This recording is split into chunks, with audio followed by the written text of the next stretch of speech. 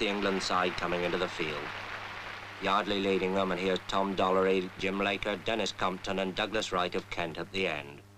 And then, out of the pavilion gate, come Australia's opening pair, Barnes and Morris, Morris in the cap. And Alec Bedser of Surrey begins the bowling from the nursery end. Fast medium right arm comes in, bowls to Barnes outside the off stump, and it bounces off Evans' pads. Bedser again. Bowls again to Barnes and again beats him outside the off stump. And the first over is a quiet one, a maiden. And Alec Coxon of Yorkshire bowls the second over from the pavilion end. Elbows well out, comes in, bowls to Morris. Morris forces him away on the onside, and the Australian innings is underway. The first run's up on the board. And so another historic test is underway. Watched by the press of half the world. Watched too by appraising eyes in the pavilion. Eyes that have seen many a cricketer come and go.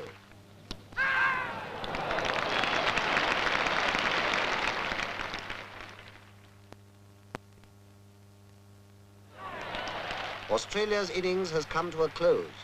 The score stands high and is duly noted. There is time to breathe until England takes the field. Cricket in the hands of the experts, more than a game. It's a craft at least, almost a science.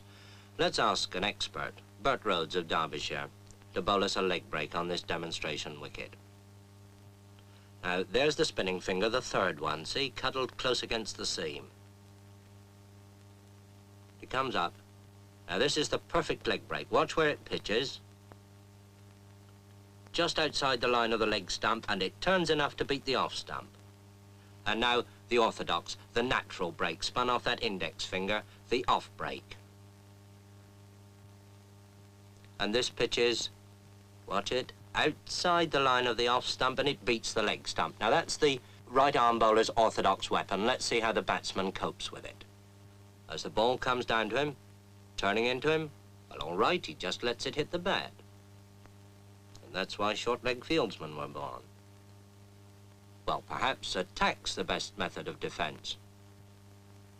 Down comes that off break again, and the batsman hooks it hard and high over those short-leg fieldsmen, but not over deep square leg.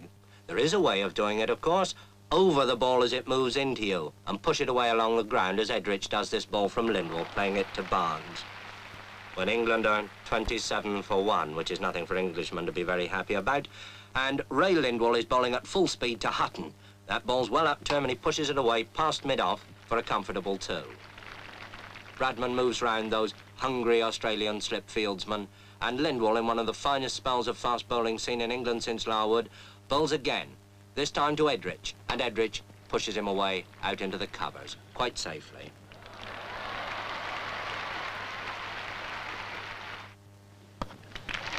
And it takes Doug Wright at number 11 with a wild swing over the bowler's head, sky high up there into the long field, to save England from the follow-on.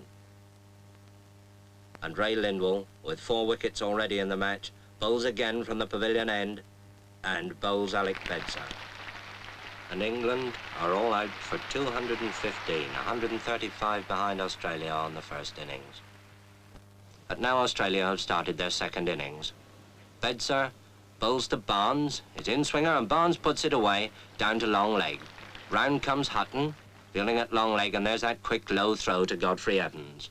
And now Wright bowls to Morris, and he's out.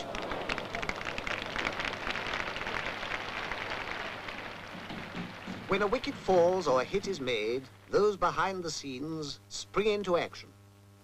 What they record will go speeding over land and ocean. When a batsman strikes, the whole world outside will want to know the score. And when they know it, they'll cast an envious thought to those who sat at Lord's and watched. And there goes Barnes, magnificently caught by Washbrook at long on for 141. And Australia are now 431 in front. And now here comes Lindsay Hassett, the vice-captain, to face up to Norman Yardley. I suppose waiting for the earlier batsman, he's had his pads on for best part of 4 hours. Well, he needn't keep them on any longer.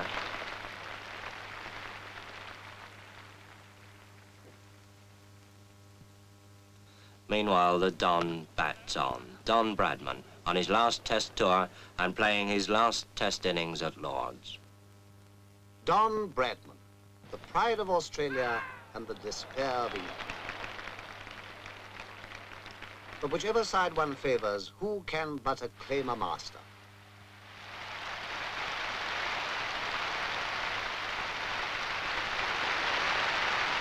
Bradman, whose name now joins the golden pageant, will rain stop play. Anxious eyes survey the wicket. Willing hands turn too. But fate is kind and the battle is renewed. All through a cloudy afternoon they struggle on.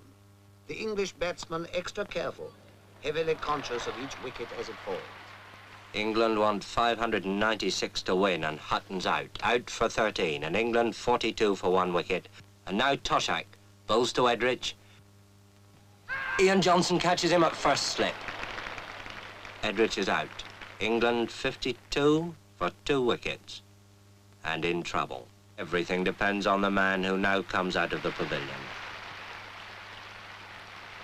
Dennis Compton. And with Hutton gone, England's last real hope. So they fight on, a battle of muscle, sinew, and eye. For this is cricket at its finest, calling forth a quality deep in men, the calmness of a Compton on a sticky wicket when the world is watching. England, 106 for 3, want an impossible 490 to win. Impossible? Well, Compton's still there. And here's Big Bill Johnson with that bucking, bridling run coming in to bowl to him. And Compton's out. England's last hope of the impossible. And now, Toshak bowls to Coxon. Toshak thinks he's out. Umpire thinks he's out. Coxon thinks it's a shame. Now it's all over, bar shouting. The day wears on. Another game is lost and won. Well, perhaps not quite.